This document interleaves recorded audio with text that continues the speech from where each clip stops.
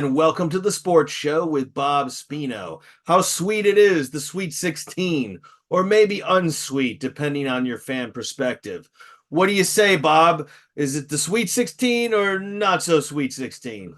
Um, it's pretty sweet, I'd say, as a rule. I went to a few of the games. I went to see Connecticut and Duke in Brooklyn. And the first day, I thought Duke's okay, but they're not great. And they didn't play that great. But the second day, like my friend who I was with said, that's the best they played all year. If they can do that, they possibly can beat Connecticut, but it's going to take a lot. They're going to have to play like that, and not play like they did the first day, because the first day they made some dunks. They looked, really good, but it was Vermont, and they didn't even score 70 points. The second day, it was James Madison, and they destroyed him. And I really wanted to see James Madison the first night, and I noticed right away. I go, I wanted to see why they were 29-4, and I didn't really see it. They were erratic. They had a lot of problems. And I'm thinking to myself, they're not going to beat Duke, even a Duke team that's not as good as they were. However, they go out there and play like the old Coach K Duke. So, and if they can do that again, then yeah. The other games, Northwestern against Florida Atlantic was kind of terrible. All the other games were terrible, except for, there was one game that was good, but the others were all terrible. But yeah, I mean, we have, there's still a lot of favorites in it. And I still think that Connecticut and Arizona are my two personal favorites. I said Arizona in the beginning of the year. I didn't actually see Connecticut until now. Connecticut probably will beat them, but I'm not going to commit to that totally, because they're going to be playing that game in Arizona in the Final Four. So I do think Arizona is going to beat North Carolina. I know they're playing good, but I really believe that they're erratic. They're inconsistent is a better word. And I think when they have to play Arizona is going to beat them. They're going to chop them down. The other games, they were pretty wild. I'm a little shocked at how Houston almost blew it. But then again, I'm not. My brother says to me all the time that Sampson's not that good a coach, and he almost blew it. That was a great comeback. And how that ball with 1 second to go was bounced through the lane, and no one touched it. Once that guy got it, I knew that three was going in the minute you let it go. And it sure as heck did. So, yeah, I mean, it's been a crazy tournament. There's been some upsets, and there's been some blowouts. Kentucky did their Kentucky thing. We got the best team on paper, but my name is John Calipari, and I can't coach. So we're going to choke again. And they did. And yeah, they got, I think, one tournament win in the past 4 years, Bob? Yeah, I think he would have been fired had they not have won the 1 year with Anthony Davis, because they don't mess around. I mean, they just don't. Michigan State did win their first game, Rob. You said they would, but I didn't think that they would, beat North Carolina, and they didn't. And Washington State, it was nice for them to win, but being Pac-12. But Iowa State beat them, And Iowa State, Illinois, I might be going to Boston this week, and I'm not sure on it. But I don't know if I really want to go. But my friend invited me, and I have a free ticket if I want to go. So that would be one of the games. It would be Iowa State and Illinois. So Illinois really is good. They have been chopping people down pretty hard, and their coach is great. He was the guy from Stephen F. when they had that great run, Stephen F. Austin. So, yeah. I mean, I'm a little surprised at Clemson, because Baylor, outside of that 1 year when they were really good, it's kind of a joke, But, Clemson took them out, but they're not taking Arizona out in the next round. Like I said, A&M almost beat Houston. They didn't. It went overtime, but, because the guy tied it on the last shot. but Houston was supposed to win, but they're not necessarily great. I don't see them winning it. Believe it or not, I do like NC State, but Marquette's pretty tough, so it's going to be tough for them in the next round. And I think Purdue's going to end. Going to end. I don't know. My bad. Purdue and Gonzaga is going to be a great game, actually. I like Purdue because of the center, but Gonzaga's they're pretty deep. So they didn't get the credit this year. They've had another years, but I talked to my brother. He seems to think they're actually better this year than the years they were good because they're more athletic. But we'll see. That's going to be a great game. And Creighton and Tennessee, I think Creighton's going to beat them. Look, Creighton's not great, but they can shoot. And if you let them open, they can shoot. And I don't believe in Tennessee or the coach. And speaking of not believing in coaches, how about Bruce Pearl choking again? Auburn, they should have won that game. They're a joke. He's a joke. He cannot coach. But he can lie a lot and trick the kids to come there. And he's a cheerleader. He's not a good coach. But no excuse for the loss they had. There's no way they should have lost that game. But they did. They find ways. Bad teams, bad coaches find ways to lose. So yeah. I mean, what do you think, Rob? I'm of the opinion this is just from again, my team's not in the tournament. Speaking from pure entertainment value, fan perspective, definitely one of the worst opening weekends I can remember in quite some time. Only a handful of really good quality games, a lot of blowouts. Just not the kind of drama that I think we're accustomed to for opening weekend. And in that regard, it's kind of a disappointment. However, I will say, as someone, and I alluded to this in our previous show, in the preview show, Yeah. I'm tired of all the mid-major love, Bob. Way too much mid-major love. That's why I don't want to see San Diego State anymore. Just enough already. And the Mountain West proved itself as a mid-major conference. They had 6 bids, and the one team that always does anything from that conference, San Diego State, only one team made it to the Sweet 16. So hopefully this, and the fact that not many other teams went on, Grand Canyon lost, Oakland, played NC State tough. There really isn't a Cinderella this year. Right. And I'm okay with that. I'm tired of the St. Peter's. I'm tired of Loyola's. I'm glad I'm looking at what are we looking at here? An outlier 11 seed NC State. Okay, they just went on a remarkable run in the ACC tournament. So them making the Sweet 16 really shouldn't be some incredible outlier. They've been rolling. They have momentum. They have talent and experience.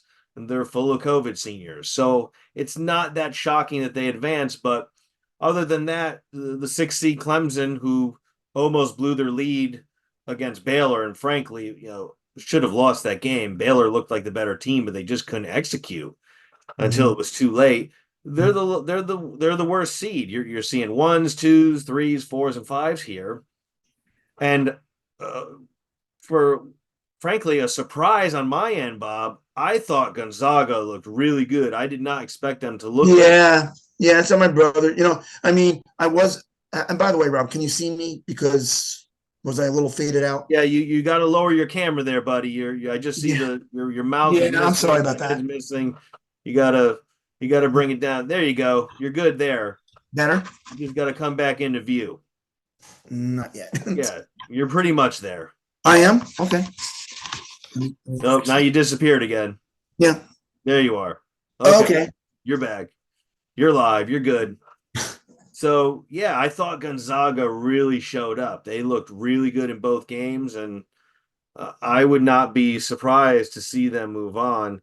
They're going against Purdue, which might, when I see that, now I'm not so sure, because Purdue's this might be the year, Bob, that Purdue does not flame out. They might roll. They looked really, really good as well. Yeah, they have a power center, and that take you a long way. People say the centers aren't important anymore, but they sure are. They just don't use them anymore is the problem. So how would you know if they're important? Everybody wants to take a 3. So, yeah, but centers can dominate if you really let them, especially now because, actually, you know what I think is funny? I didn't watch the thing, but I saw the clip. I just read the clip, and it said that the commissioner of the NBA actually said this is the worst league ever. It's the worst NBA of all time right now. The play is the worst, which is something I've been saying forever. They got him to come out with it. And, the NBA is just a microcosm of college because they're doing the same thing. I mean, they're shooting threes. There's a lot of there's not a lot of coaching going on, and there's a lot of unskilled players playing this game. They don't even know how to go to the basket no more. They don't know how to make a layup. They don't know how to do any of it. And all they know how to do is take a three and think they're going to be stars in the NBA. And a lot of them, it's kind of a joke. Really, it's a joke. And the NBA is a joke. LeBron can rule over anything he wants, but you know what? He's ruling over a kindergarten league. So what are you really doing at the end of the day, LeBron? Pretty much nothing. You're not the best ever, but okay, that's another story for another day. But in any case, no, yes, Purdue can do it because they have that center and they're dangerous because of it. He's really good. So a little slow. I think that's what you're seeing, Bob. The point being that the game is won inside, Right. and so I mean, Duke is big. Gonzaga's got size. Purdue's got the big man. UConn's big. Carolina's big. Baycott and Illinois big. Clemson big too. They throw their big bodies at you. That's what you're seeing. It ultimately leads to consistent success. Sure, you can get hot, nail those threes, but as our good friend, Sir Charles says, live by the three, die by the three. And I still believe that's the case, and I agree with you. As far as the quality of the NBA, frankly, Bob, I haven't watched a lot of NBA to be honest with you. Then you haven't missed. Then you haven't missed anything. Don't find it as entertaining, even No. though I will admit the college game has seriously declined. Right. It's nowhere near the quality we saw in the 80s and 90s, just going No. from personal memory. Right. But again, you're seeing the teams that have size and go inside win. And Baylor was case in point. Baylor was a top 10 at least 3-point shooting team, and it was Brick City, and they fell up short. So you got to have balance. You got to go inside, and if you got that big man that can dominate, you need to facilitate him dominating. Yeah, and you know what? I say it all the time. People have come to me and go, "Oh, well, this team won in the pros because they didn't have a center." I go, "Well, the whole league don't have a center. Somebody has to win every year." It's a joke. I mean, they're going overseas to find big men because the ones here are terrible and they have no skills, and that's a reflection of college to a point. I mean, I know a lot of kids aren't going to college no more, but they should. With good coaching, that's really what they need. And I mean, it's a lot. It's just a lot of coaches aren't very good coaches. Now, Duke, or not Duke, but Connecticut, on the other hand, he's a good coach. Mark Few is a good coach. Notice the good coaches, a lot of these teams are still in it. Hurley, I watched him. He ran that thing like an old-time coach. Everything was cut, back door, only take it through when you absolutely need it, not just on every time down. He made his guys run to the basket. And what's funny? There was a fast break in the game I was at in Brooklyn, and I want to say it was Duke of all things. And I focused on the shooting forward. It was like a 4-on-1, and he literally ran out to the right corner behind the three and never moved. He waited for the pass to come to him and never did.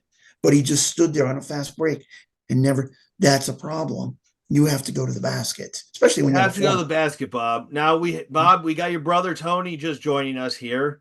Tony, how you feeling? Doing okay. How are you? I'm doing great. This is the most wonderful time of year for me, the NCAA tournament. I love your background. Hey, I'm liking it too. It's the upgraded now JMA wireless dome, so I'm looking forward to the new seating changes this year as well. Okay. Can you move your camera back a little, Lance, so we can see you? Yeah, we're seeing just the top of your head. Right. Okay. So I don't know what you mean by move the camera back. Or just move back yourself. If you're using a laptop, pull the top down a bit. Or just push it back, the camera, where you can. There you go. The man is in view. So what's your thoughts on this tournament so far, Tony? Well, just like last year, um, they had some early round upsets with some pri every year there's just surprises, nothing, it hasn't changed. But the better teams so far are winning. And, I think even some of the better teams who don't have as good a coaches are still winning, you know. So it's going to be real interesting how this thing finishes out. I still think Connecticut is the best team, and I think they're best coached. Um, Although I really like the Illinois coach. He's a real good coach. Brad Underwood. Yeah, we Um, talked about that just before you came on. yeah, he's very good. Iowa State is a very good team also. They're very good and well coached. Um, and they're going to play each other. I think that's going to be one of the better games, matchup games, going into the Sweet 16, the Elite Eight, and then on to the Final Four. I wouldn't be surprised if, of course, if Coach K was coaching Duke right now, they'd win it all. I think they could win it all. I They still played their think best game I've seen all year in that second round. Yeah, yes, yeah. yes, yeah. I A agree friend with and I you, said the same thing. and I believe Duke can be in the Final Four. In fact, I think I had them in one of my brackets in the Final Four. So, and sometimes with a little luck, the better team gets knocked off, and you ride it right to the Final Four. In case anybody doesn't know who's first time watching, this is my brother. He's the trainer at UCLA and has been for many years. And he took care of Coach Wooden. So we're just happy, and thanks, Anth, for coming on. But so if you really want to know the real score, just listen to him because he knows better than anybody I've ever met. So Yeah, we appreciate you coming back on, Tony. You're looking a lot better than during the tribute show. With folks, scroll down the videos on the page and check it out. We had a two-part series with a lot of significant sports figures involved. It was a great show. yeah, it Well, wasn't that. yeah. So, So, any surprising developments that you've seen in this tournament that stand out to you, Tony? um, gosh, any surprising? Mm,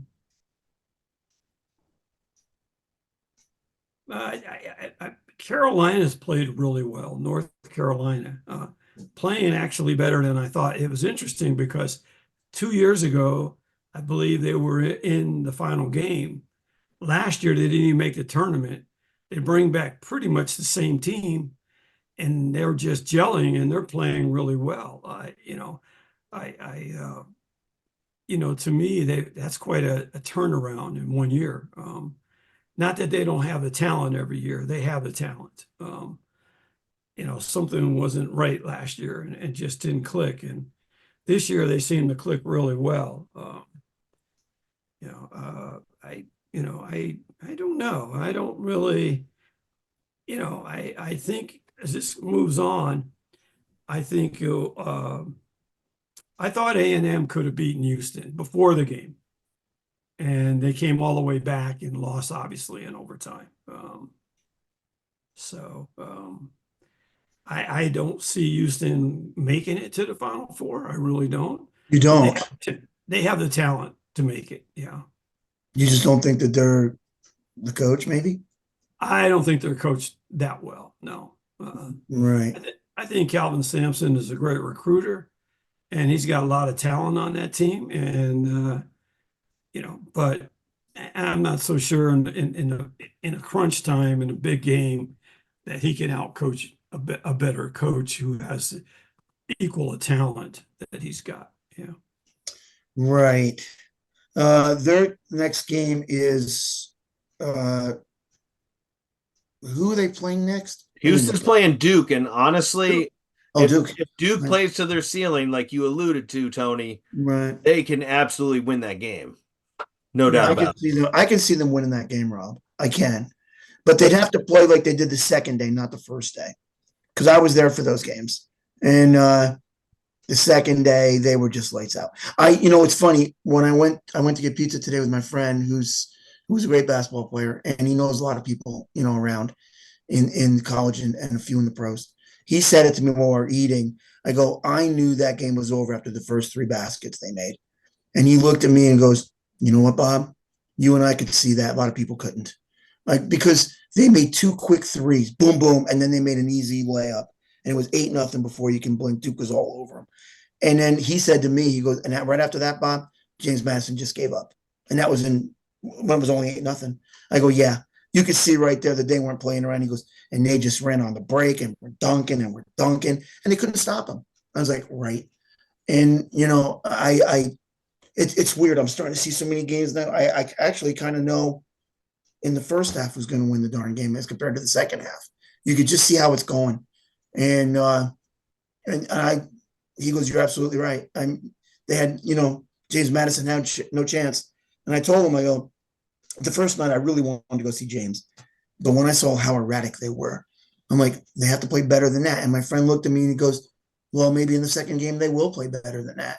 And I go, yeah, you could, but I didn't think they would. And they didn't. They actually played worse than that. So, because they as a rule, they scored a lot of points this year. And like I said before, they were 30-4 or 29-4. So, but it comes down to what you said, Rob.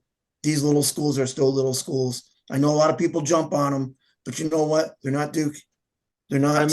I mean, that's why I'm glad. They're just not. That's why I'm glad. The biggest surprise, I think, is probably North Carolina State, and they're a high major. Yeah. It's pretty remarkable what they've done. I watched them during the regular season. Syracuse swept them during the regular season. They were nothing special, and they could have lost the opening round of the ACC tournament to Louisville. But here they are rolling along. They have experience. They have size. They got a star guard. They could take down Marquette. But I'm just glad that this year it's not the St. Peter's. It's not the Loyola. It's not a mid-major. Too much mid-major love is not good for the game, in my opinion. They don't have the tradition, history, or the fan bases. And what their success has led to is granting too many bids to these conferences like the Mountain West. The fact that they received 6 bids is asinine. Okay, that's a 2, maybe 3 bid league tops, and we saw it play out. They're all gone except the perennial power of that conference, San Diego State. So I hope the committees in the future will give a bit more emphasis to the high majors. As the SEC commissioner pointed out, he wants to end the automatic qualifiers for the mid-major conferences. I'm kind of on board with that, because now when you have these major conferences having 16 teams or whatnot, half of these leagues can win games in the tournament. Right now, you're looking at the ACC, who was basically trashed on the whole year. Oh, it's awful, no good. Well, they got a quarter of the Sweet 16, and most of the teams have won handily. Over in the not invited tournament, the NIT, the ACC teams are rolling there as well. So I'd like to see the end of trying to prop up the mid-majors. The major schools carry this in terms of fan base, in terms of allure, in terms of ratings and everything else. So I don't know if you guys agree with that sentiment, but that's how I feel. Well, you know what's funny, Rob? The Pac-12's actually done really well too. I mean, yeah, they weren't going to win it all, but I thought Oregon could have went a long way. In the game they lost, they should have won. They had it. All they did was needed to make the foul shot at the end, and they didn't. But they're those teams, and I know my brother said to me, Tony said to me that, UCLA had an easy bracket in that darn thing, but Oregon, the first thing I saw was Oregon's on that side. I'm like, oh no. And I wasn't even thinking about Arizona yet, who I think is going to the Final Four. I believe they're going to beat North Carolina. But, and I told my brother on the phone, I go, and my brother loves the coach at Oregon, Altman. And I said, he's a chess player. Say he can, even when he doesn't have a great team, he can just outthink you and just kind of like watch what you're doing and counter it, like we're playing chess. Because you play chess, Rob, and I play it. So, we understand that. But yeah, and that's exactly what he did. Because some of the teams he was playing, he could have lost those games. But he always reads and reacts, if you want to, like a football defensive term, Bob, I got to disagree with you there. I don't think the Pac-12 was that good. I really You know, don't. I mean, you know Oregon what was though? tough, but again, During the season, they never are. But when they get into that tournament, you only have the one team left, Arizona. yeah. Well, but you know what though? The ACC is only going to have one team because, um, let's be real. I don't think Carolina's going to get there, and Duke could lose this week. They could. They could. So, and NC State eventually, you know, they're not going to win it. Well, They're there good. can only at most be two in the Final Four for the ACC because the teams are split in the regions. Yeah. But the Pac-12, I mean, the last time a Pac-12 team won was Arizona, right? 97. Right. But we were in Tony, the what do final you four a think couple years about ago. this move to the Big Ten and how it's going to affect UCLA? Well, I think my brother can answer that better than I can. What do you think, Anthony? Well, I want to go back just a little bit, Rob. You're talking about the conferences and the many seeds. I think the Mountain West got a lot of teams in because the Pac-12 wasn't very good. Right. But the other thing that I want to say is, the other thing that I want to say is, I think the conference champion all year should get the automatic bid, and I've always felt that way. Yeah, me too. I never felt Yeah. that the conference tournament. Now, if you got a team in the conference tournament that plays well and they win it, say like Oregon did this year, Arizona didn't win it, okay? Well, they would be at very high consideration for, an at-large bid, okay? It doesn't mean that they wouldn't get ranked high. If they're, the second best team in the country, they could get a 2 seed, a 3 seed, or even a 4 seed. But I think, why are you going to play the whole season and play to win the league and then not get the automatic bid? Just because they have these conference tournaments and they want to make a little bit more money, I got to tell you, other than TV money, they're not packing these stadiums at all. I mean, these fans and these are not filled with fans. And I mean, how does a team like Indiana State not get a bid? I mean, that's ridiculous to me. You win 30 plus games, you know, you did a great job. You won your league. Okay, you didn't win the tournament and you don't get in. I mean, Yeah. I They should think, be in that tournament. I just think the team who wins the league should be rewarded because it's a long season. You got to play your rivals. You probably got to play each other 2 times, one home, one away. Um, you know, that's what I think. I don't, I could see them even getting rid of the conference tournaments. I would be in favor of that, really. I've never liked them from years ago. I never understood I them. mean, Lute Olson, when he would win the league and have a great season at Arizona, he didn't care if they lost the first game Right. because he would go home and they'd get ready for the NCAA tournament and they would practice more and they'd get more preparation time and preparing for their upcoming games and waiting to see who they're going to play and prepare for the first game and the second game. They'd have more time, and I used to get a little angry at him because I always wanted him to win the conference tournament. And, he didn't care to win it. And if they won it, fine. If he didn't lose any sleep over it. But some teams like North Carolina State would not gotten in the tournament this year. Their coach was on the hot seat. He's about to get fired. And now all of a sudden they're doing a Jim Valvano. I mean, they're making an unbelievable run. And I totally agree with you. They've been the biggest surprise team, and I've, obviously didn't think about them, but and I'm telling you, I think Iowa State. I watched them play a lot this year, and they they beat Houston at home pretty handily. They went to Houston in the first half, and they got hosed by the officials. They got no calls. They got behind. They came back. They lost that game by 4 or 5 points. And then they went in the conference championship game and beat them by 30. This is a team to really keep your eye on in the tournament here. I mean, they're really a good team, and I think they're really well coached. And I Reese actually picked them, my friend. He picked them to win it all, weirdly enough. And I but was like, at first when he did it, anyway, I'm like, huh? I mean, Yeah. that's my thought on the conference tournaments. I don't know, how you feel about it, but the conference winner should be rewarded for sure. I've always felt that way. I never liked these these tournaments anyway. I'm big on regular season and who deserves to be in there. And when I was walking through Brooklyn, the one guy looked at me and went, "Hey, you know what? Indiana State does not deserve to be in it. Quality wins," which drives Rob nuts. And I mean, but I go, quality wins. They won 30 games. All of them were quality.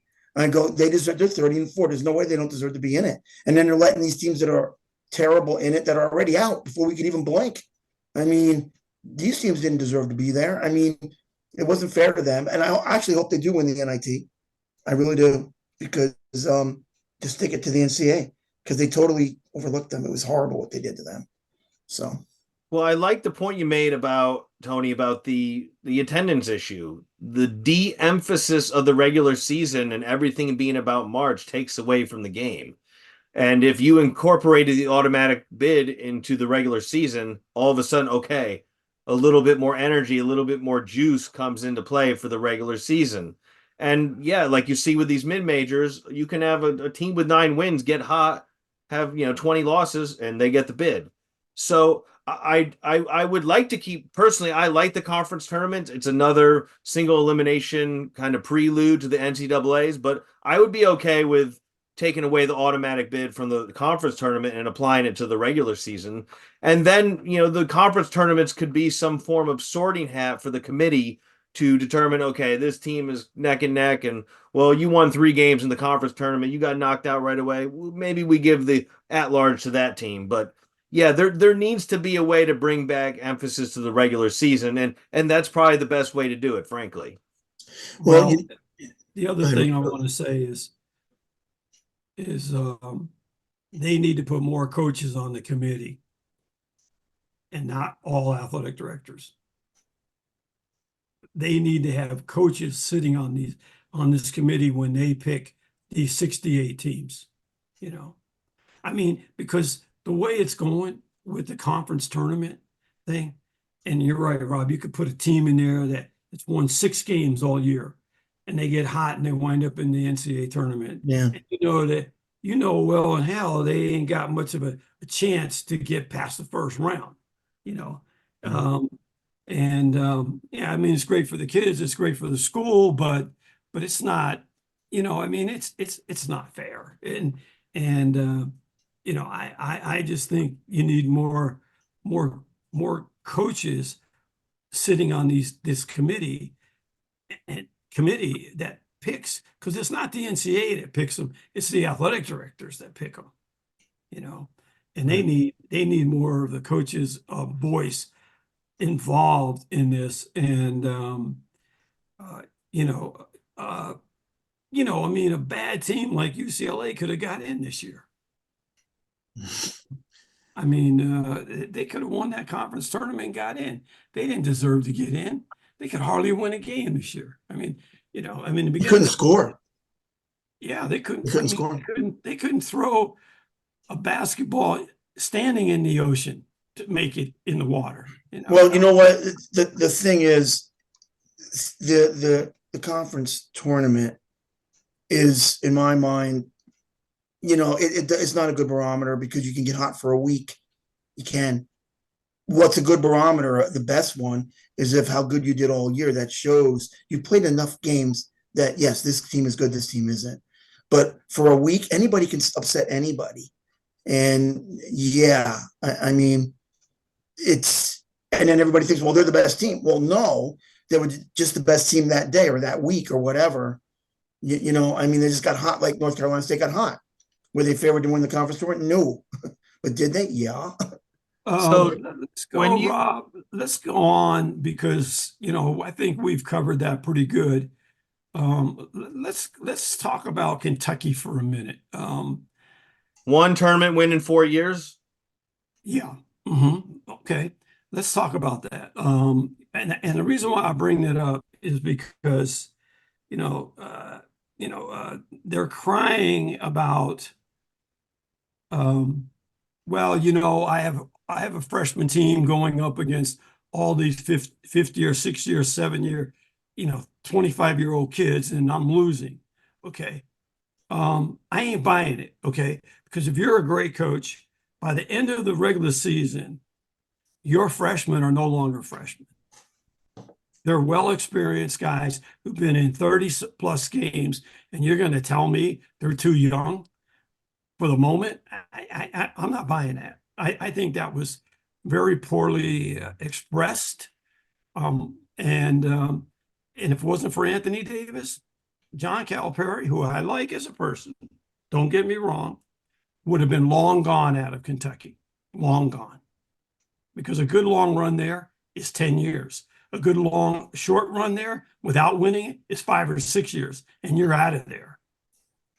I mean, and I don't want John to get fired, and obviously the $30 million are not going to buy him out. But better coach your team. Get them ready to play. I mean, there's kids that come into this tournament that have no fear. I mean, on these small teams, let them hang around long enough, and they're gonna gain confidence during that game to beat you. And I just I just wanted to say that, because it's kind of annoying to me that he's putting the blame because his team was too young. I ain't buying it. Coach Wooden won with young teams, and Coach K won with young teams. And I know the landscape of college sports has changed dramatically here in all sports, especially football and basketball. And obviously the women game is great, but the girls stay there 4 or 5 years to one school. They're not jumping around every year. But how do you have the number one recruiting class every year and lose for the last 5 years in the first round? I mean, that's unacceptable. Unacceptable. And I'm sure it's unacceptable to Calipari, but he's got to do a better job of preparing these kids. Well, if he was winning titles, he wouldn't care about the freshmen. He wouldn't complain about it at all. That's my guess. Or if he was getting to the Final Four and losing, he wouldn't even be talking about it. Right. But that's funny, because for years they never let freshmen play, and then all of a sudden, they did, and everybody seemed to love it. And sometimes they would blame them if they were too inexperienced, if they missed a big shot in a big game. But isn't it? Maybe they were right all along. Maybe freshmen shouldn't have been playing unless you were exceptional the whole time. And now there's people starting to complain about it after all these years. It's different. Coach Wooden and I used to discuss this issue all the time, and I always said to him, freshmen should not be allowed to play, right? Given 4 years of varsity after that. So like a redshirt freshman type of thing. Yeah, you could play the freshman schedule of 20 games, get adjusted, mature, grow academically, become more gain social skills, academic skills, preparing and playing a schedule of 20 games as a freshman, but then you still have 4 years of eligibility left, on the varsity level. I've always felt that. I just think when you got the number one recruiting class year in and year out, and you're losing in the first round, something isn't getting done. Something isn't getting done. Yeah. Well, I think the excuse with the youth and going against the fifth year COVID seniors and the transfers, it also doesn't hold up based on the fact that these teams made of these transfers are new teams themselves. Okay, they haven't played together for 4 years. They don't have the kind of chemistry that you see with a veteran-laden team that's been playing together for so long. So your NBA lottery picks that are a new team should be able to beat these, mercenaries that are coming together as new teams on these other teams. So yeah, I agree. If that's the excuse horse he's riding on, he's not going to go very far with it. You know what, too? Nobody's really ever made that argument about freshmen until now, until he's doing it. Everybody just like they just took it as is, and all of a sudden now Well, it's a big deal because he's not winning. and he was the master of the one and dones. Right, right, He's the one who really pushed it and created it right. and Well, supported it more than anyone else. I mean, Coach K wouldn't give into hated it it. for a long time. Yeah, Well, now he has the opportunity to, they're Kentucky. They have more money than God. He can get 5-star seniors now instead of just freshmen if he wants. Right. We'll see if he does, and we'll see if he does, will he Well, win? I don't know. obviously he can't because he's got the number one recruiting class coming in, and they're all freshmen. You know, next year. Yeah. So he's sticking to one and done. Okay. yeah, yeah. Good Well, luck, John. Good luck, coach. and you know what? Because he's not really doing a good job coaching, it almost doesn't matter because he can't complain. Well, I don't have him 4 years because if you're not going to coach them when you're a freshman, you're not going to have them when you're sophomore that they're any kind of good because they're out. And so what does it matter? You know, Yeah, so looking at these Well, matchups here, what do you guys like? You're looking at first one up, we're looking at Clemson, Arizona. I'm thinking maybe this is the year Arizona finally, gets on a roll and rolls. okay. I like what you're saying about Arizona. I like it, but I'm going to say this. Every time I start to think they're really good, they let me down. They Yeah. lose. And they lose to teams that there's no way they should be losing to. yeah, they lost a few at home that were And at home, shocking. especially, Shocking. Yeah. And I'm like, you know what? They win 2 or 3 games, and then all of a sudden it's like they go downhill. They give up. I mean, they just think they show up, they're going to win. And I'm not convinced they can even get to the Final Four because, because of that, because they keep going along, and then all of a sudden they just kind of stumble. And that's, to me, is the coach isn't getting them prepared for every game because this team is really talented. And I'm okay with them getting to the Final Four, and I'm okay with them winning it all, but I don't believe they will. I just don't believe in them. They'll win 2 or 3 games, and then all of a sudden they'll stay in the locker room. Yeah. Do you think they'll beat Carolina if they play them? Because they eventually have to play them before the Final Four.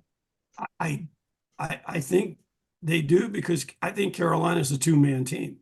Yeah, me too. I think the man in the middle, the guy in the middle, the center, and the point guard is really good. Now, if you can control them and keep them, keep them under wraps, and Arizona's got a big guy in the middle. I mean, do I think? And he's a good coach. I have some friends that think he's the best coach in the Pac-12, and every time they say that to me, he goes and loses. So yes, I think they can beat Carolina. I don't think they're going to, though. You don't? think- I do. I do not. Mm-mm. Okay. Okay, Rob. Who else? What do you think? Yeah, Rob. I'm concerned about Clemson. Um, Are you really? their shooting guard played for Syracuse. He transferred out. Very disappointing. I wish he didn't.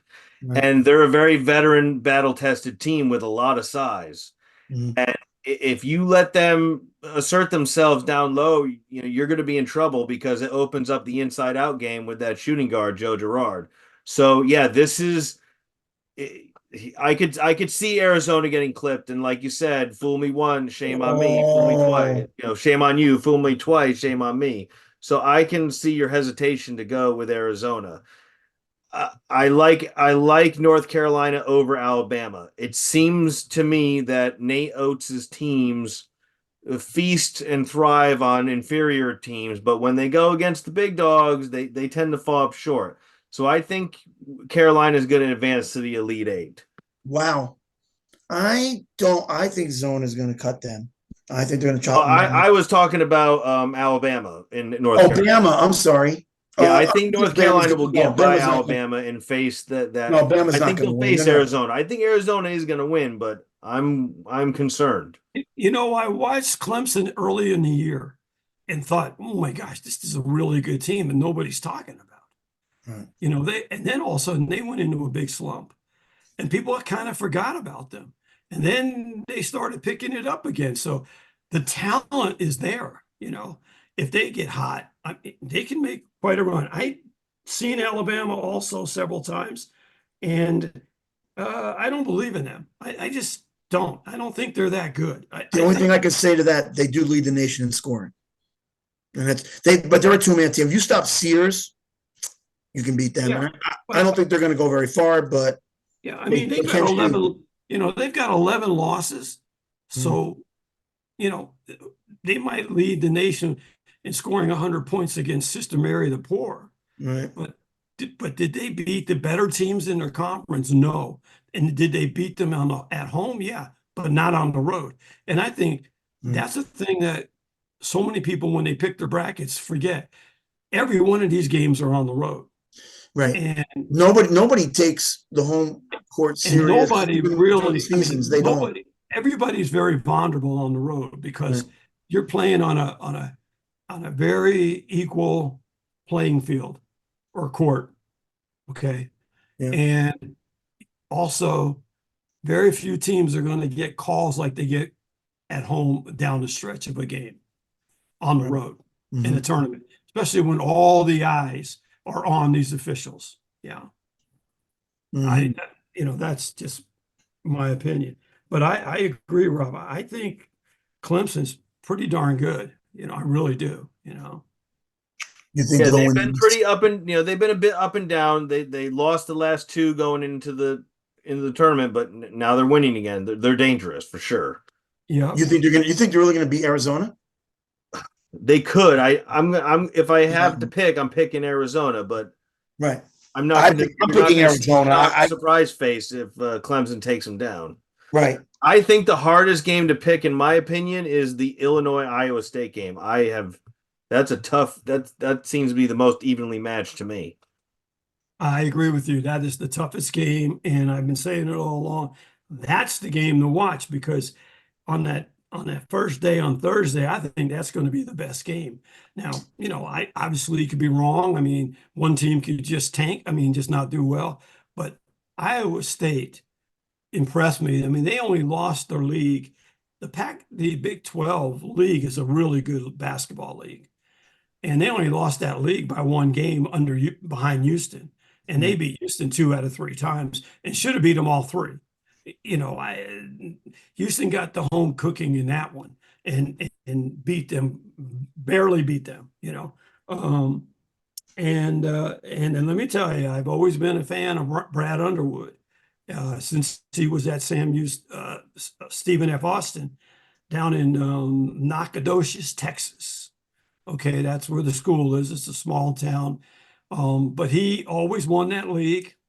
And he always did a great job getting into won a game or two with them in the NCAA tournament.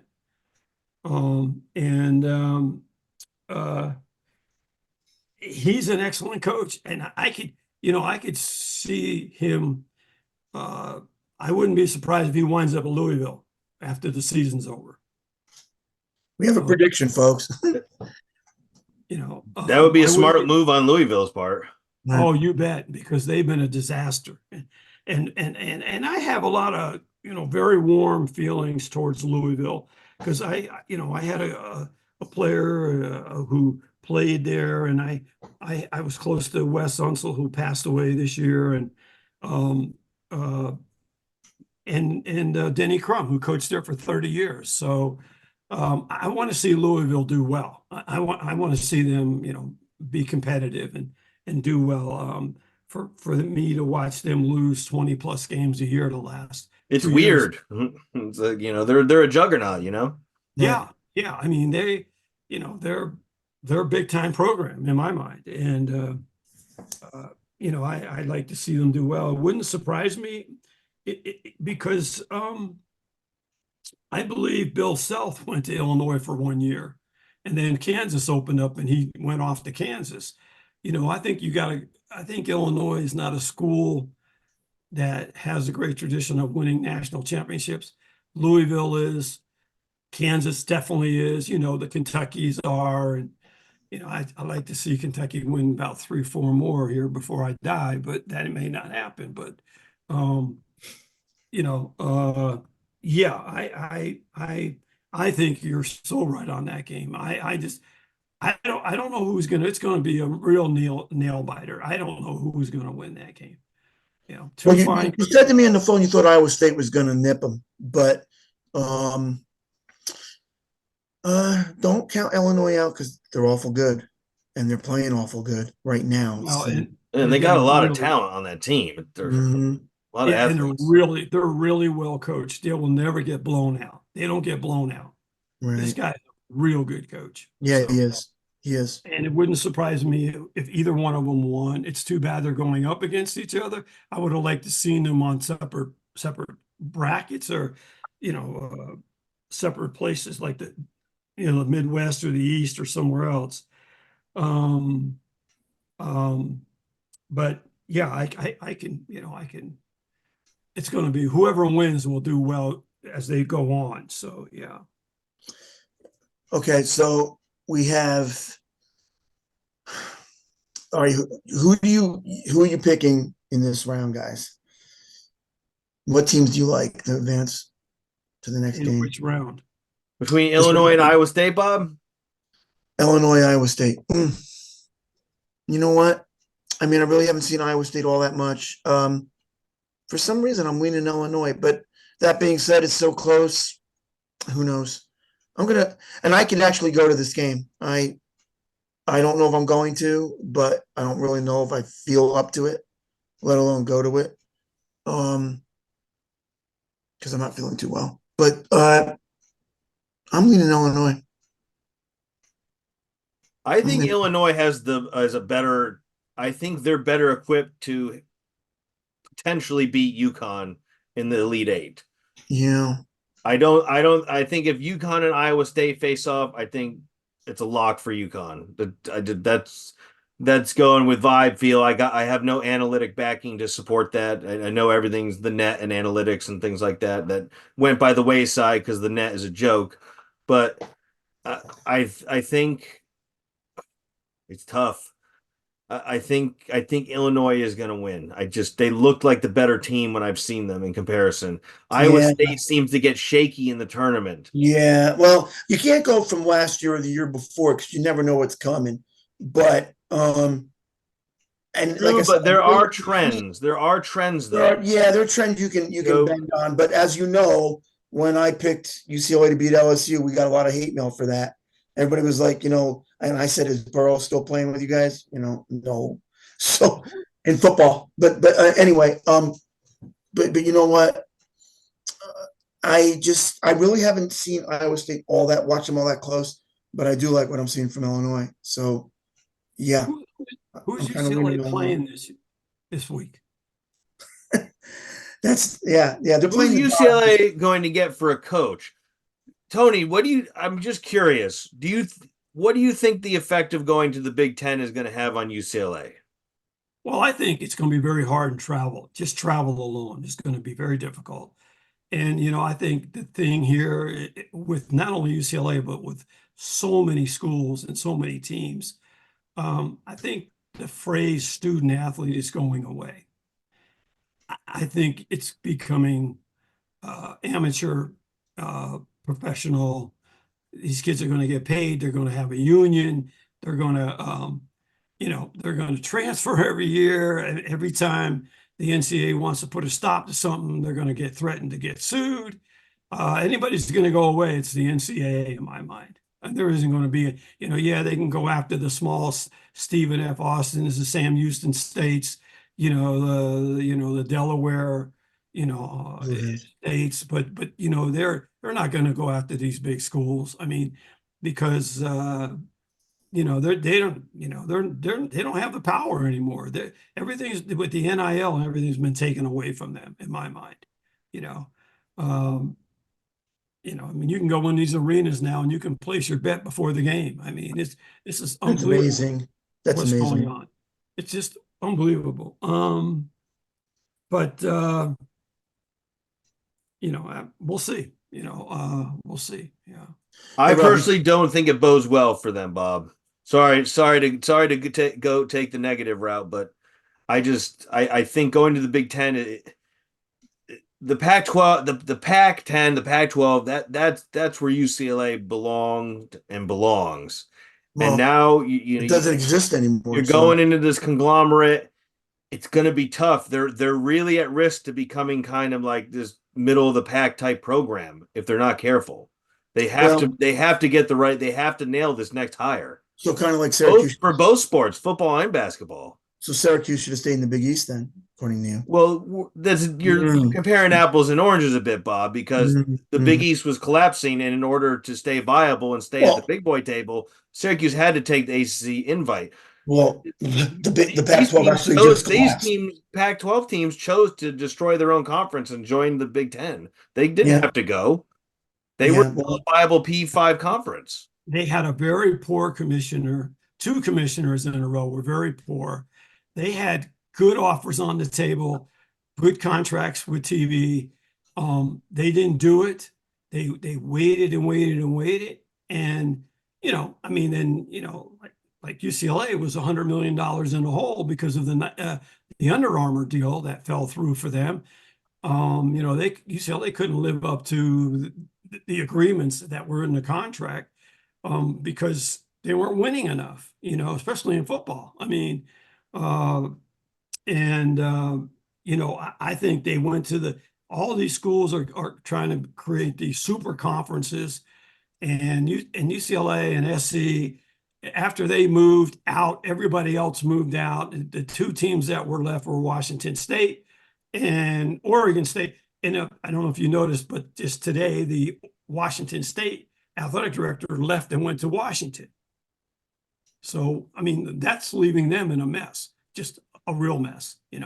I mean, where are they going to be in the Mountain West? I mean, not that I ditched the Mountain West, but it's not going to be, it's not the Pac-12. I mean, the Big Pac-12 Ten. didn't take the teams from the Mountain West and create a super conference, you Right. know. Right. So it's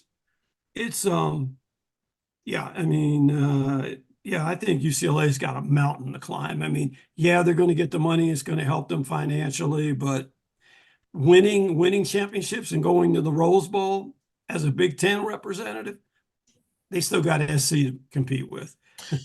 Well, that's going to hurt him for football, but I don't think it's going to hurt him as much in basketball because the Big Ten. We said it before.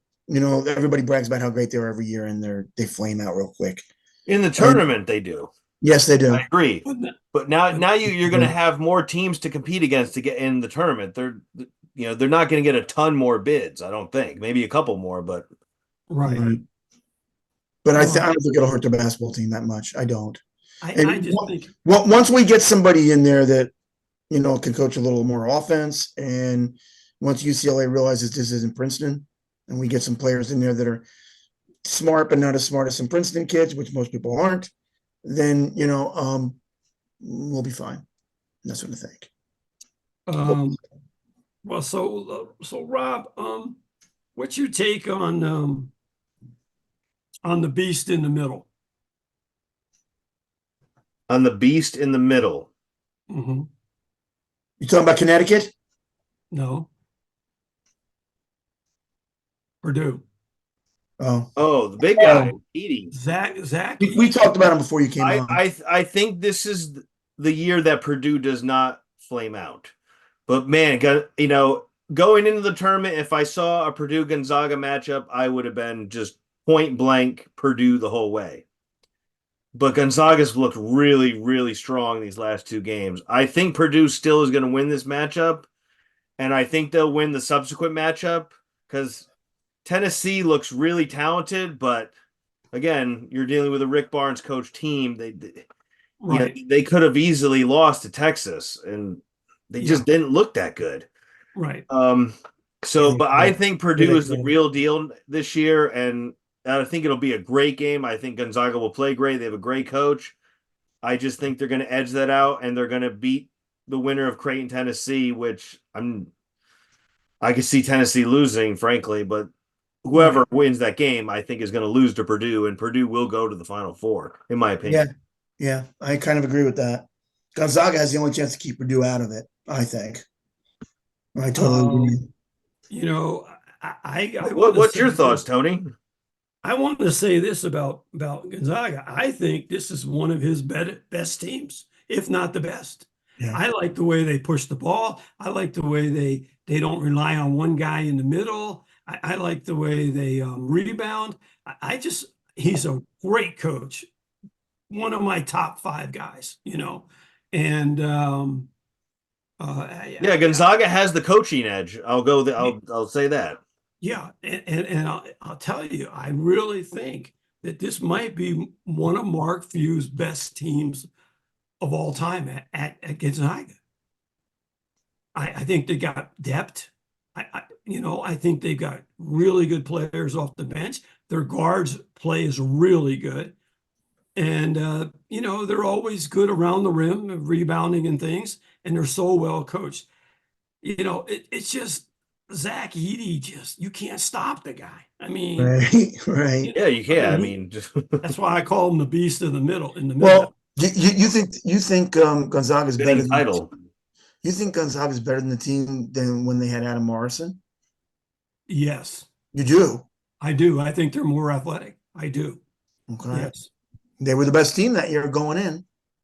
Well, I know they were, and he's had some teams that won 30-some games, and doesn't lose a game in the conference. He didn't win the conference this year. No, he didn't. No, he didn't. St. Mary's did, right? Yeah, St. Mary's. St. Mary's existence is contingent upon beating Gonzaga in the regular season and then not doing anything in the tournament. Right. Right. Right. Yeah. Sister Mary's, they're just, they're okay, but Gonzaga completely, utterly decimated Kansas. yes. And in fairness, and I love Bill Self because he's in my top 5. He, with the injuries he had, I didn't think he would get out of the first 2 rounds. No way. And even before they even did the seeding, I didn't think he was going to get beyond, because, when was the last time you saw his team finish 4th or 5th in the league? During the season. I don't remember.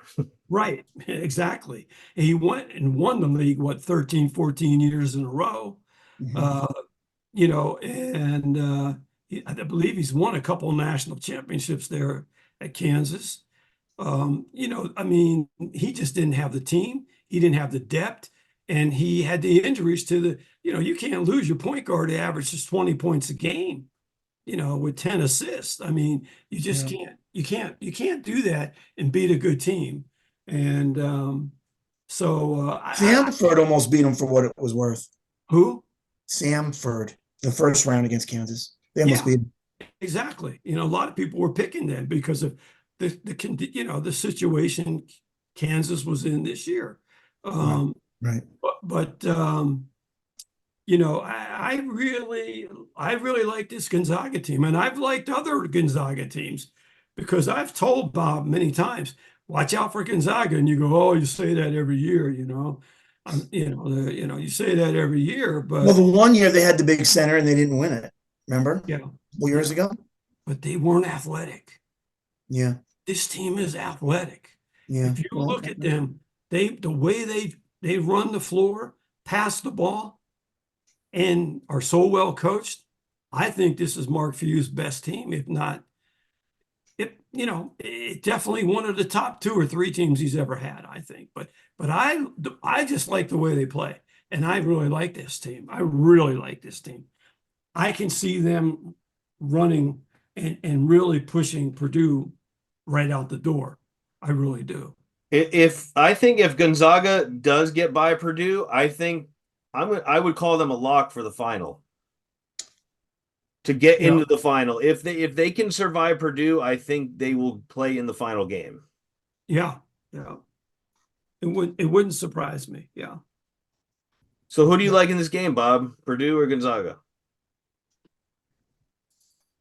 I'm going to stick with Purdue because I've been pretty high on the center all year. I'm pretty big with people playing down low. I still think that wins big games. So I know it's going to be close, and I know that Gonzaga can win, and they got a great coach and all that. But I'm sticking with Purdue because it's funny. Just when you think and you watch, Edie play, he's not really fast, but he's quick. He's got little quick moves around the basket, and he's big and strong. And once he gets that ball, you really can't stop him. You just can't. He can do whatever he wants in there. And you think in the last game, he literally wasn't playing good in the beginning. And all of a sudden he finished with 23 points or whatever he had. So he's tough even when he's not tough. And I think they're gonna win. I do. Zags will give them a hard run though. They're playing really well. But I'm leaning Purdue. What about you guys? Rob? You think Purdue? They can keep if Purdue's able to keep Edie out of foul trouble, Yeah, I right. think they have the edge. Right. I think it'll be a good game. One of those games it's back and forth, and then just at the end they get that 8 to 10 point lead. Right. But it's not again no surprise face if Gonzaga wins. But if I have to pick, I think Purdue takes it. Right. What about you, Tony? Yeah, I would say, I mean, I can see Purdue and Connecticut in a championship game. Yeah. And, and they've got a center, they got a little more athletics than Purdue. I think Purdue is kind of it's a slow team. It's not a very fast team. And that's why I like Gonzaga to give them quite a run. But I see UConn and I see UConn and playing playing Purdue in the finals, in the final game. Yeah. But I still think UConn's going to repeat as champions. Well, we were going to get I to do that. too. I think at the end of the day, it pains me to say that UConn will win. Yeah, well, you know what? We were going to get to that little by little, but I went to see UConn purposely because I wanted to see them because I really hadn't. I figured, they were going to be good going into this year when it first started, but I'm sure they had lost players, but they're actually just as good or better. And when I was talking to my friend Steve today when we went to eat pizza, he said the best player on that team is the guard, Spencer. And that's the player that was at Rutgers. You were talking about a portal jump, with the guy from on Clemson that was at Syracuse. But yeah, and Spencer was at Rutgers, and I didn't even realize he went to Rutgers until my priest told me. Because I'm coming out of church, and he's like, "Yeah, that's because they took him from us. They get money." But that kid, he, like my friend said, he didn't win last year. He wasn't there. He's a grad student, and but when I watched him play, and they literally St. John was all over him, and he was making tough threes like Curry type.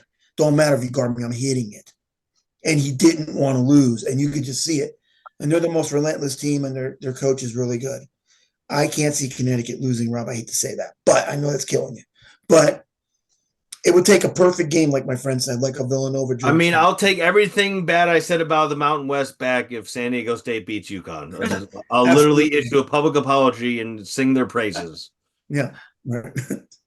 But I wanted to see them. They really are. The one day, St. John's had a big man, so the center kind of took the day off outside of blocking shots and grabbing boards and playing really and clogging the middle, not allowing St. John to do everything they wanted to do.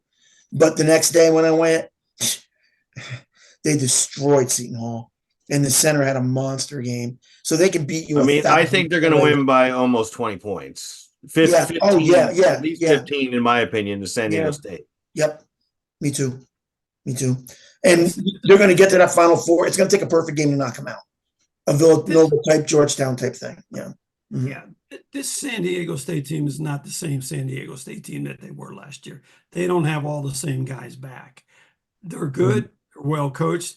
And I don't know if you're aware, but the head coach there now, who coached under Fisher, he recruited the Fab Five at Michigan. So he knows talent, okay? And they're good, but they're not where they were last year. I think Connecticut will just polish them off by halftime, you know. Right.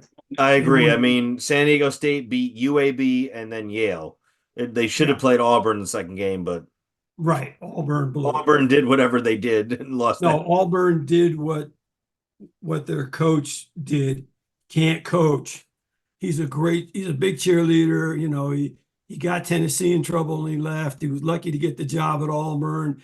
I mean, Bruce Pearl is a lovable, he's a lovable guy. The players love him, but he can't coach. And the guy can't win a big game. And uh, I tell him to his face, I don't care who you are, he can't coach. And you're lucky to have all the, get the money you're going to make, and you're at a good school, and you're at Charles Barkley School, and blah blah blah. But when it comes down to it, Bruce Pearl ain't going nowhere. He can't coach. I mean, he just how many big games has he won on the road? Winning at home and winning on the road is different to me. You are a great team when you win big games on the road. Road. Yep. That's Because right. you ain't getting no calls down the stretch Right.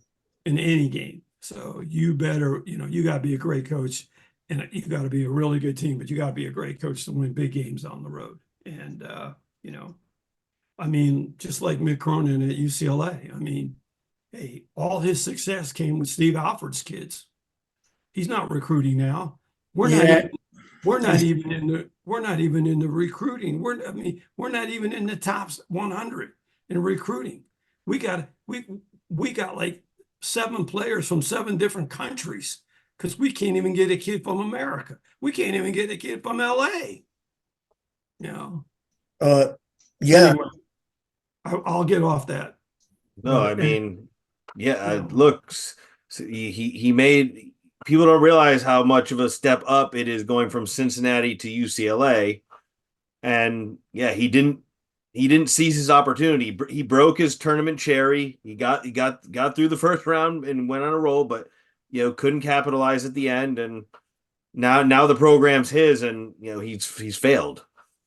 That's right. And I remind people all the time, not only was it Steve Alford's players that he had success with, but, Ohio State was open 3 times when he was at Cincinnati. They didn't hire him. Louisville was open twice and they didn't hire him.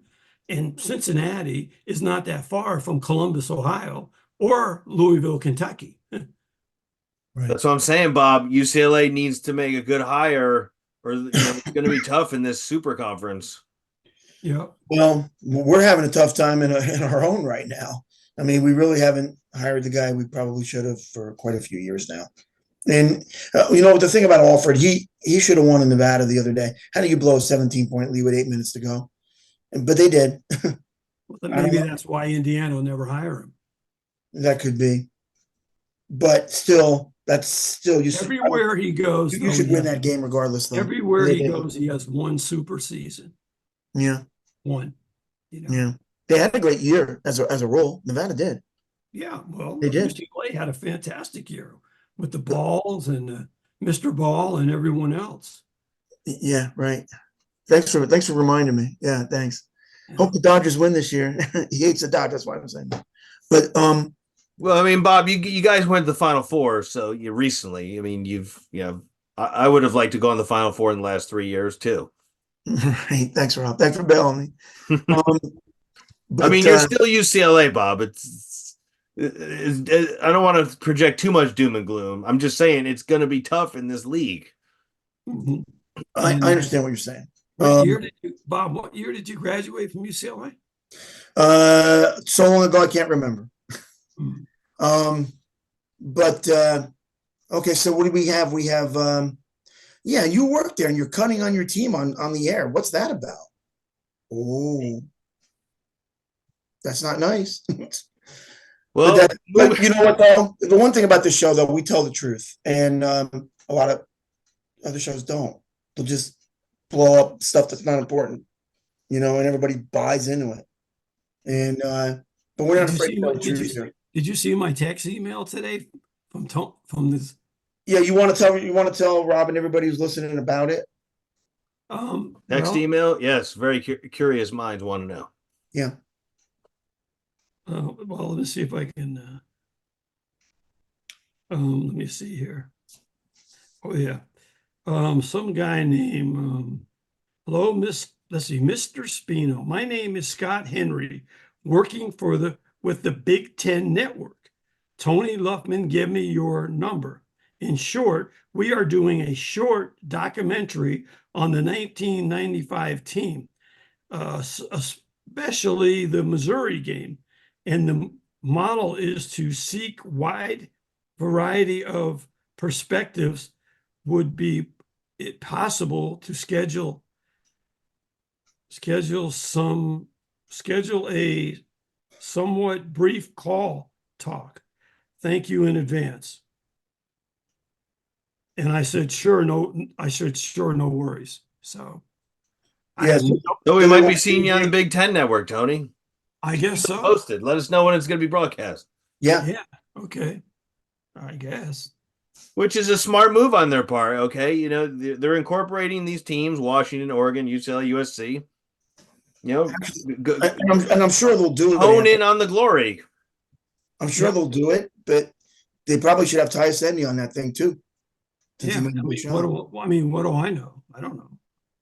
No, but you were part of the team though. So I don't know if they want me to tell why we didn't play well. do be careful what you say. Yeah. Well, you always have a spot on the sports show, Tony. If everything else falls apart. Yeah. Yeah. Okay, so as a rule, let's just you want to make the picks here, Rob? So You- yeah, I'm looking at NC State Marquette, and Mhm. I can absolutely see NC State winning this game. My concern is the break, is the layoff. Mhm. I just have I have a feeling they might come out rusty and slow And Marquette can beat him. Marquette is and dig themselves a hole that dooms them. right. Uh, the one thing I'm going to tell you about Marquette is they got their best player back who has not been with them like for 3/4 of the season. Yeah. Right. And that makes a big difference. And he played well. Okay. Shaka, I'm not so smart. Shh. Uh, he's not a great coach. He has a really good team, though. He's got a really good team, and Well, getting his best player back doesn't hurt. So they're going to be a tough out. Yeah. Yeah. yeah, I but just Larry don't Brown's know. helping them a little NC bit. State's two big men, they need to be impactful for them to win this. The guy DR and the big boy Burns. I got to tell you, that offensive tackle they got playing center, Yeah. that guy is a moose. And he moves pretty good around that basket. All He's things got quite considered. the wraparound spin move, and Yes, he does. If he's making his bunnies, watch out. Yeah, Right. Right. exactly. Yeah. No, he's So who are you going to pick, Bob? NC State or Marquette? oh, I like the way NC State's going, but Marquette is better. I'm sure Marquette will be favored a little bit anyway. By a little. That's a flip them. It's so close. I guess I'll lean Marquette, but again, like you said before, one shot me if NC State won the game. So, I guess I'll go Marquette if I had to pick one. But like I said, this one's close, so I can see NC State doing it. I can. I like them actually. What about you, What Rob? about you, Tony? Who do you like in this game? I'm going, I'm going with Marquette. Yeah, I just think, they're just a little bit better team, and they shoot the ball well. And Iguodala, their center, is really good. They're a good team. I mean, in spite of their lack of coach, I think they can win this game. I'm not saying they're winning at all, but they can win this game. Yeah. Right. Right. And This I've game they even could. I've This even game they heard could. and Mhm. I've even heard Shaka Smart's name for Louisville. So You did. yeah. And I could see him going there because the facilities are over the top. I mean, and that's why I can see the Illinois coach going there too, because if they offer it to him, their facilities are over the top. The money's going to be much greater. Uh, and he's a really good coach. So, Yeah. I mean, if I was the AD, I'd be looking hard at him at Underwood. Underwood, Brad Underwood. But here again, I don't know if he'll leave Illinois. I don't know if he's got family ties there. Well, But I've actually heard there's rumors that Larry Brown's helping out Shaka. He's kind of behind the bench doing the. But if that's the case, I can see why they're winning. But I'd like to that's see true. Syracuse's coach Red Autry get an experienced coach for a bench coach. Like you saw with Penny Hardaway and Larry Brown. I'd like to have someone like that. Well, Larry was actually said it was the worst year of his life being down there with Penny Hardaway. Really? Yeah, he was very, very disappointed about the year. And I know he and Shaka are tied by the hip. They're very close. And I know Shaka will be reaching out to Larry for advice. And if he doesn't, he's stupid because this man can coach. And I told people out at UNLV who was thinking about hiring a new coach, I'd hire, if you want to turn this thing back into where it was when Jerry Tarkanian was here, I'd hire Larry Brown. Yeah. Especially with the NIL now and everything, because you can get all the money for every kid you want. You can get all the sponsorships you want. And NCAA can't do nothing to you but watch. That's all they can do is sit and watch. Yeah. Right. Yeah. Wherever the guy goes, they win.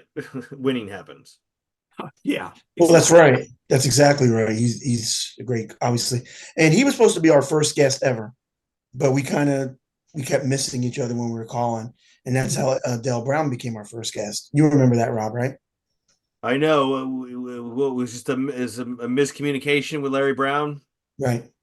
Right. Yeah, fatal error on our part. But Dale did fine. He was awesome. Now, Rob, does Coach K have a call-in show now? Radio show? I think he's on Sirius XM. Okay. I believe that's correct, actually. I've heard the show and it's good. And it's not just basketball. He'll bring on football coaches sometimes. It's a pretty good show. Oh, okay. Yeah, I was wondering, about it. I had heard rumors that he was. He asks really interesting questions. That's what I like about it. He wants to go on it, Rob. That's got to be it. I would go on it. Like I said, that's right. I was surprised how well of an interviewer Coach K was. Just the questions, unique variety of questions he brought up was great. We wanted him on here. I kept asking my brother, but he said he didn't. The secretary he knew didn't work for him anymore. So, but we really wanted him here. We did. Well, I want to call in.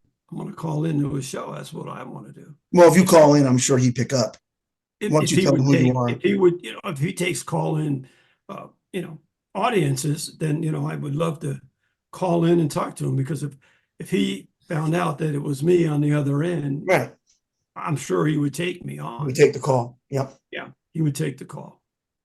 Not that I'm Bob Spino, but he would take the call. How about when you call him, you can ask him to come on our show as well? That'd be great. Yeah, I will. I will tell him. Yeah. Yeah. Rob and I would appreciate that. Yeah. No, that would be pretty awesome. Okay. Yes, it would. So I can't go against the ACC. I just can't. Of course. ACC has proven itself to be the best conference. By the way, I personally despise the conference, but I still believe it's the best basketball conference. So NC State has no pressure. They're playing loose. I've seen them. They're just in that zone, and I think they're going to stay in the zone. I think they're going to nip Marquette. I do. You do. You're going to beat Marquette. You're taking okay. I think it's going to be close. It's going to be close. Yeah, probably, that's not a bad pick, Rob. Because probably going to be no more than 2 possessions. Yeah. Hey, Rob. Mm-hmm. This could be the ghost of Jimmy B. I mean, right? They had in back in Isn't '83, they isn't had to win but every isn't it ACC going that tournament game way? to get in, right? Yeah, isn't it going that way though, Rob? When you think about, when you look back and you look at Jimmy V, I mean, he basically would have lost every single game and figured out somehow to win them and kept going and going and going. And he was the one that did the fouls early and made the guys miss free throws, and because a lot of coaches don't spend enough time on free throws. Right. Right. Oh Um, yeah. Just ask Calipari. He'll tell you that. and a lot of games in these tournaments are lost. I mean, if A&M would have made half their free throws, they would have won that game, and it wouldn't have been an overtime. Right. I If they made mean, two more, it I would have just been have this feeling Marquette's going to get the jump on them. And if NC State can keep that from not getting into double digits early, they'll be okay. right. If they let that hole grow too much, they won't be able to come back. Right. yeah, because you can't move that tank out of the middle. That guy in the paint for North Carolina State, that guy, I mean, he's a beast in there. I mean, such a wide body. He'd take you out in 2 seconds. He looks like a lineman on the football team. I mean, he's built. I mean, he's big, and you would think he's not that quick because he's so solid and heavy, but he's pretty quick for his size. Yeah. Oh, he's got his first step is just as fast as anybody. I mean, he's got a spin Yeah. move, and he works the glass great. He makes those shots off the glass, and when he's on, he's almost indefensible. Yeah. Yeah. Yeah. But I'm looking at Creighton, Tennessee. Yeah, I was gonna say we hit on a few teams. We haven't talked about Creighton yet, and we haven't talked about Duke and Houston yet. We really haven't made a pick. So Tennessee looks to me to have the best players. I think mhm. Creighton has a better coach. Yeah, yeah, Right. yeah. Who do you like? With a week prep, I'm gonna go with Tennessee. You know what? I'm gonna go with Creighton. And the one thing about Creighton, they're not the best team in the world, but they can shoot. I mean, really shoot well, and they make a lot of threes. Now that could backfire on them easily because I'm not a big fan of the 3-point shot. But when you're on, I'm like when they played their last game, the whole game, they were held down, and then in the overtime, I think it was double overtime actually. They finally started hitting those threes that they couldn't hit, and they were being guarded really tight on the 3-point line. But at the end, they just all of a sudden the defense lapsed and just let them have better looks, and they were starting to nail them. You can't let them get off like that. And I just don't believe in Tennessee. I got to tell you, I just don't. Rob, the thing about I didn't believe in Tennessee all year, but everybody had them ranked so high all Right. year. I mean, they were ranked in the top 10 all year. Yeah. I kept thinking, but this team isn't that good. No, But it's not. maybe nobody's that good. I couldn't figure it out. Somebody's seeing something in them that I'm not. And maybe they're seeing the Ernie and Bernie show from way back because it's been a long time since Tennessee's been real good. Yeah, right. I mean, make no mistake, no matter who wins that Purdue and Gonzaga game, Tennessee's not winning that next game, in my opinion. But I could see them beat Creighton. Yeah, I can see it. I can see it. I just but I don't don't think it's going to happen. I just don't. So you're both going with Creighton on that matchup. Yeah. And my brother, I know Tony's not he's a big fan of the coach there either with Tennessee. Oh, so. I don't. Yeah, I'm not either. I'd be surprised if they make the Final Four. Right. Oh no, they're not going to. I mean, they could have lost to Texas. They absolutely could have lost that game. They didn't look good in the second half. At all. No, they didn't. They did not look good there. Yeah, they only won by 4 points. So yeah, and you have two very, very average coaches at Texas and Tennessee. Mm-hmm. And that game was a 4-point game, So yeah, Tennessee is not beating. If Purdue gets there, they're not beating Purdue. No. I'm not sure they beat Gonzaga either. If the Zags got there, no, I don't think so. No. Yeah, to Okay. me, either way, win or lose, this is the end of the road for Tennessee. Yeah, Yep. Yep. I think so. Now, with Yeah. Duke and Houston, in my opinion, it's which team who shows up. The Duke Yep. we saw at the end of the season, which was pretty pedestrian to be honest with you, or the one that's playing the last two games, especially the last game. Same with Houston. I mean, which Houston's going to show up? Which Duke is gonna show up? Both of them. I mean, like I said, the first night I went, Duke looked good, but not great. To And be then, honest, I had Duke in my Final Four in every bracket. yeah, but you love them too, though. That's part of it. But I mean, but honestly, in the last game I watched, they looked like Coach K's Duke. In the game before, they looked like Duke now. So they weren't that great. But like Rob said, the problem is what Houston team's going to show up. You don't know. Yeah. You know. Well, Houston has that great guard in I think it's Shade or Yeah. Shade. Yeah. He's outstanding, really outstanding, and he could take any one game over. They fouled out, and he fouled out. Two of their best players fouled out in that game, and they still won it. Um, Right. That's true. As a matter of fact, a lot of guys fouled out in that game. It was crazy. yeah. But Houston, I know the one thing I will say about them, they play really hard. Those kids play really hard. They're great on defense, actually. They They're really not are. greatly coached, but they Right. play hard.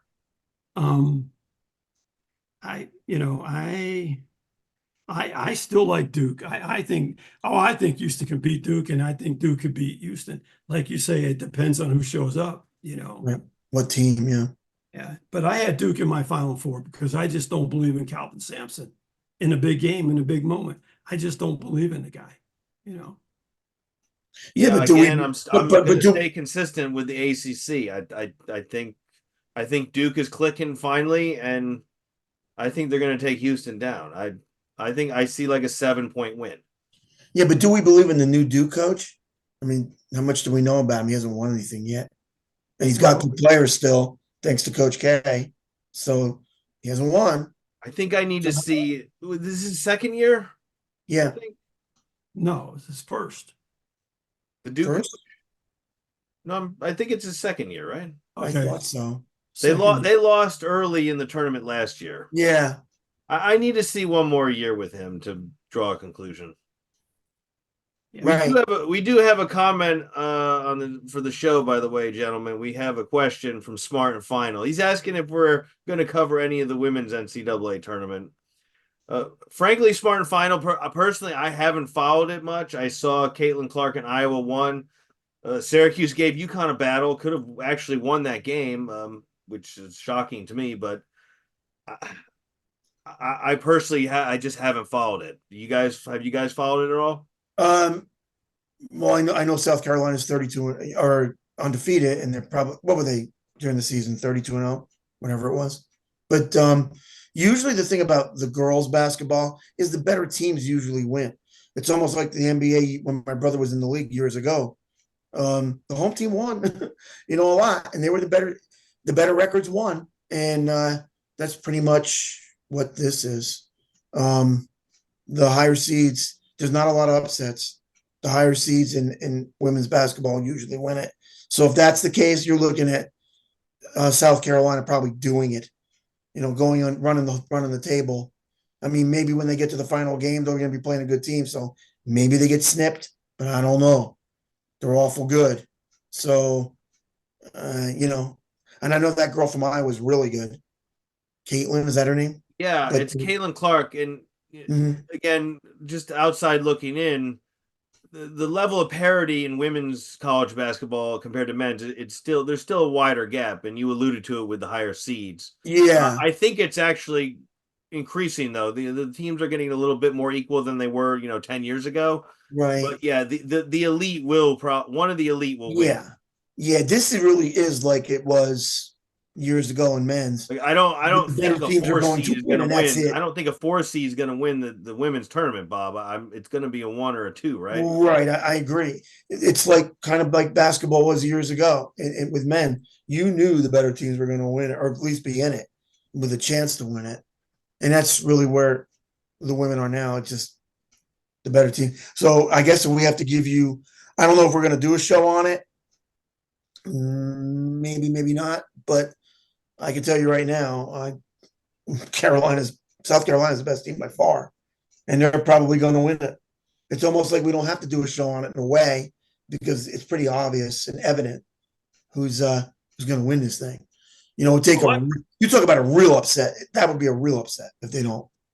I've been following it, okay, Mhm. and first of all, this girl Caitlin Clark, who I think is wonderful. I think Yeah, she's phenomenal, yeah, and right. and they put her bracket with UCLA, LSU, and them. Okay, that is a tough bracket. South Carolina is really good. She lost all 5 starters to the WNBA last year Wow. and they're 32-0. And I've seen them play at LSU in a big game and they won. And I mean, they're really good. They would have to really have a bad game and beat themselves. Right, They're going to be tough out. right. I think UConn's good this year.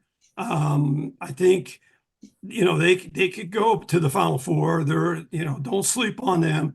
They've got a great coach. He's all-time winning coach there, and Gino Armietta, tremendous coach. They have a really good team. I think what the committee did in this is they wanted another matchup between Iowa and LSU because they were in the finals last year. Right. It almost reminds me of Larry Bird versus Magic. Magic Johnson. Yeah. And back then, and they're going to probably meet again in the Elite Eight game to get to the Final Four, one of them. And they're both really good. They're both really well coached, so that's going to be very interesting.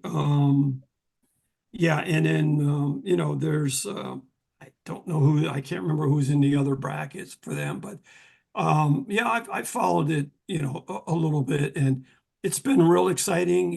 Caitlin Clark has really united the It seems country. like a lot of people don't like her personally, from what I've heard. And she's a really good person, from what I've heard. So there may be Well, some jealousy running around there. That could be. well, I think there's jealousy in both sides, men and women. I think, everybody, people are going to have their opinions and everything, but I think, you are going to you could have 4 number ones in the final 4 of the women's, or you can have 3 ones and a 2, or a 1-1 and a 2-2, because beyond that, you're not going to see a big upsets like you do in the men's side. No way. Right, right. It's still too lopsided. The best teams are going to win. It's like in the old days when the best teams would win. And you have to Would remember win. too that all these teams in the women's side, the higher seed plays the first 2 games at home. Right. Almost like the NIT, right? Yeah. So it's That's an advantage for better sure. team has the advantage. If you lose at home, you don't deserve to go on. And that's what I said in the beginning. Usually with Yeah. girls, especially during the season, the home team wins like 90% of the time. So You know, that's definitely a big advantage. so Yeah. I don't know if that helps the question, but that's that's what my observations are. Yeah. And thank you for the I'd question. like to see them get rid of the home game. Just play neutral sites like the best. Right. I mean, didn't they used to complain about Wooden playing like too many games at home in the beginning of a tournament back then? They were like, oh, he never had to go on the road. It doesn't matter. He beat you everywhere. But okay. And now, weirdly enough, in the first round or two, they try to keep you pretty close to home. Well, I think a lot has to do with cost. They don't generate the money the men do, and they're not going to get the following. Right. So I think the way to create more interest, more money, is by having the better teams play at home. Like Iowa got to see Caitlin Clark 2 more times after the regular season schedule because they got to play 2 games at home. Mhm. They're not going to lose at home, and they struggled in their second game actually. They had a real tough Yeah, game. they didn't play that great. They did win, but they didn't play that great. Yeah, UCLA didn't play that great in their second game at home. And you've got USC on the other bracket, and that young girl Juju Watson is tremendous, and they have a really good coach, and they're a real fine team. And I mean, I could see them in the Final Four, absolutely. Winning it all right now, I don't know about that, but they're building quite a program there. She's just phenomenal. She stays 4 years, and she could break all of Caitlin's scoring records. I mean, that's Really? how good she is. She's Wow. really, really good. Yeah. Wow. And I didn't want to fight on. I didn't want to forget my Trojans. So, yeah. All right. So, yeah, I think that's a pretty good take on the women's tournament. But going back to the men, so of the remaining teams, who do you guys have in your Final Four? I'm going to start first. UConn is one of them. Your favorite team, Rob? Yeah. Please never say that. Illinois, the other one. And I'm going to go with. Oh, I'm sorry. That can't be possible. The Illinois is going to lose to UConn. So it's going to be UConn, and then I'm going to go. Well, they would play with probably the winner of the West, so that would be either North Carolina or Arizona, whoever comes out. I'm thinking Arizona, but it could be. That's saying I'm going to say North Carolina. So I think it's going to be Zona coming out. I think they're going to beat North Carolina, but I we'll agree see. with you. I think UConn Zona. I'm going to go against Carolina. They stumble. So, they roll and then they stumble. I think Right. they'll stumble in the Elite Eight. But I'm going to go with Duke over NC State to go to the Final Four as well, and I'll have Purdue as the last team. So for me, it's going to be UConn, Arizona, Duke, and Purdue. Okay. So obviously you have Duke beating Houston. I have Duke beating Houston. Okay. Mm-hmm. Well, you know what? I do think that Zona and UConn on the one side are going to do it. On the other side, I think Purdue's going to go. And, well, watch out for Illinois. Oh, no. Wait, they got to play UConn. I'm sorry. No. They're on that side, right? I'm not seeing a full bracket on here. Yeah, Illinois, if they beat Iowa State, would likely play UConn, barring a miracle again with San Diego State in the Elite Eight. In the Elite Eight, yeah.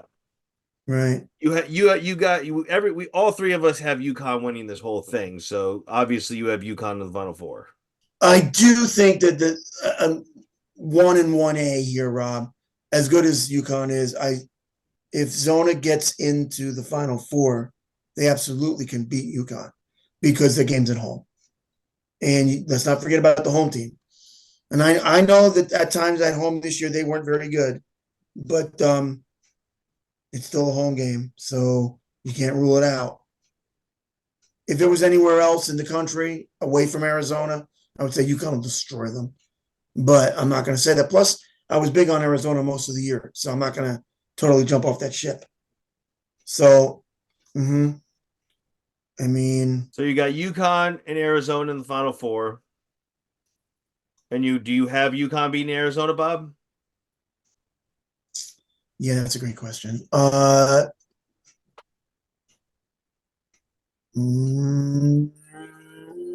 maybe. Oh man, that's the toughest pick of all. Then who do you have on the other side? Actually, my bracket is not working very good on this thing. Let me look at a full bracket. I'm trying. It didn't come up when I tried to punch it up, the full bracket. So let me look at it. I'm gonna go in here and check it out in a second. For some reason, it didn't come up. View picks. Okay.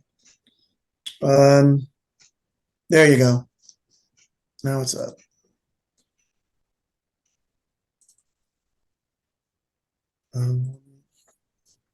Okay. I have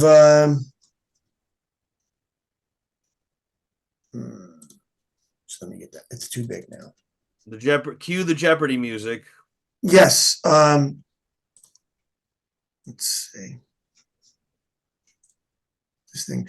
I have to get the zoom down. Hold on, it's two. I got Purdue. Let's see. Oh, Houston. Um, You got Purdue in the Final Four, Bob? yes. Okay. Yes. I think they're going to edge out Gonzaga. It's going to be close. And then, yeah, because they're going to kill, Creighton or Tennessee. They will. You bet. The big game for them really is the next game against Zags. Can they beat them? I don't know. But yeah, I think they will beat them. Yeah, I think they're going, Rob. Yep. And then it does come down to Duke and it comes down to the next game, really, Duke and Houston, because the winner of that game, I think, will go. I agree. Yes, and I'm going to say Houston. I think Houston will beat them, but it'll be close. And so yeah, I got Houston, Purdue, Zona, and UConn. Yep. Mm-hmm. Finally, this Houston, thing Purdue, Zona, and UConn. And who do you have winning the title? Over who? And in the finals, I have Purdue beating Houston. And I guess UConn. And then I would have UConn winning it. But that game is everything. It's the hardest game in my mind. I can see Arizona. I said they're 1-1A. I mean, I can see Arizona winning, but I'm going to go with UConn and Purdue in the final game, and then I'm going to go with UConn beating Purdue because they have big men too. UConn over Purdue in the final. Yes, I do, and I have on one of these brackets that I actually now it finally came up. It's working. I have UConn winning a 2-point game over Purdue. It's going to be that close because both have big men. The thing is, though, UConn has more of a team. They have guards, which I know Anthony loves. I do think it, yes. But then again, Zona and UConn's a big game. So I got UConn over Purdue. How about you, Tony? What's your Final Four? Mm-hmm. Final Four: UConn, North Carolina, Duke, and Purdue. Purdue takes out Duke. Carolina loses to UConn. UConn takes out North Carolina. Right. UConn beats Purdue 86 to 82. So we're all kind of agreed. We're all UConn over Purdue, right? Yeah. So my final score will be 87-78. Wow. On the bracket here, I had 87-85 because I think it's going to be that close. But you know what? Like I said, though, the one thing is Purdue is a two-man team. They have a guard and a center, and that's it. And UConn can beat you so many ways. That's why I wanted to see them in person. And when I talked to Steve today when we were eating, he said, you need to go to the games to watch them to know.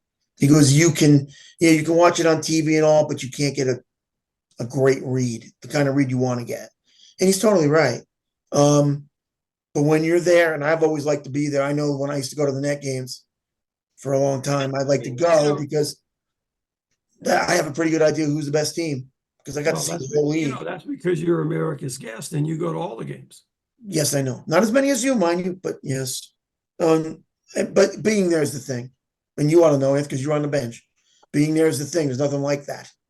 And TV doesn't do you justice because a lot of things you can't see. You can't. And you get a pretty good idea. And the thing is, if you listen to too many others on radio and doing these podcasts and even in ESPN, these guys, they're not as smart as you think. And a lot of it's hype. And it's almost like a bad coach. You can be a cheerleader, but not a good coach. And these guys are cheerleaders on ESPN. I know that for a fact. And a lot of them don't know anything. And a lot of times they'll brag about an issue and then come back and go, despite everything I said, I still think the other team is going to win. Well, what'd you say that in the first place for? why did you go off the track like that? Because you want to be heard. Just tell them the truth and tell them what you think. And nobody does that. And I don't think a lot of the people today are very smart, including ex-players. And the reason I say that is because, yeah, you could play the game, but it doesn't mean you understand the game. You could be meant to be a player, but not a coach, not a um, uh, not like a Larry Brown, not like, and he did play, and he was good, but that's few and far between.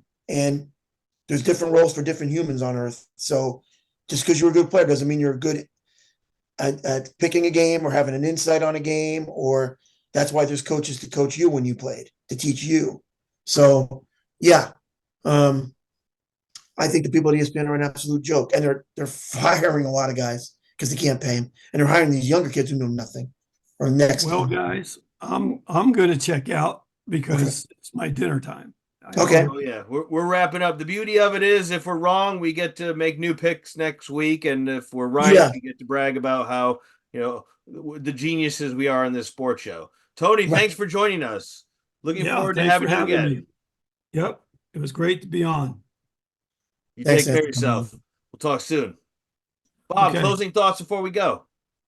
We are going to do another show. Am I right, Rob? Next week. We're doing a Final Four preview show. doing a Final Hopefully, Four we're talking about how badly UConn lost by. Yes, that's going to be a celebratory show for Rob only. I'm hoping we're all wrong about that pick. Yeah. Hey, you never know. We could be. You never know. You still have to The play the one thing you game. have to remember, nobody's repeated since 06, 07. Right. Florida Gators. Florida. And that's a very hard thing to do, is to repeat 2 years in a row. And if they didn't leave the third year, they could have won 3 years in a row. That's right. And the best team doesn't always win, Rob. That too. That's the truth. Single elimination, all the fun. So, folks, you know the drill. Like, share, and subscribe. Check out our older videos. We had a lot of great guests, Hall of Famers, you name it. It's been here. And stay tuned for the follow-up on the upcoming shows. Here with the Sports Show with Bob and Tony Spino. Signing off. This is Rob. Good night, folks. Good night, everybody. Good night.